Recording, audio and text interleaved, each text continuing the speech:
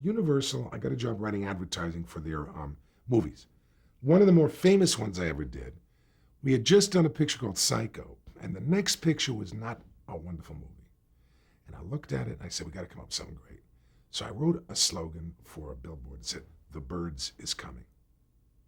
And everyone said, well, that's grammatically incorrect. I said, no, it isn't, because The Birds is the name of the movie.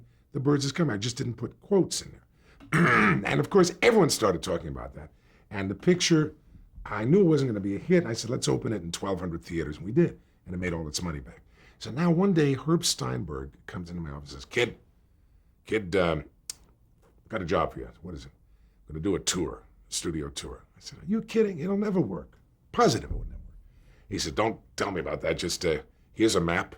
You got 2 weeks.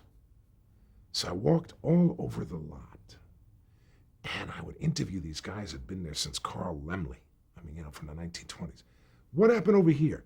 Oh, this is where Mae West told W.C. Fields to go fuck himself, I couldn't use that, so, but I figured I would just use whatever I could, and I did. I mean, I interviewed all these people, and I talked to these people, and I went up and down the side streets, and I figured out a route for a tram. We had one tram, and you know who the tour guide was? John Badham, the director. John Badham, who did Saturday Night Fever, and he was, and we had one driver. And of course, I never thought it would work.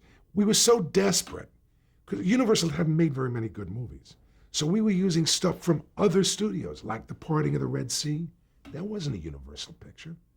That was a Paramount picture. But Universal had never had a hit. I mean, the last big hit they had was All Quiet on the Western Front, 1932. And so it wasn't until Jaws came along that Universal really started to move. So because of that, doing that tour, I still have got free tours forever. If I ever want to go on a tour, if I have any relatives who want to go on a tour, they owe it to me. They've made billions off the thing.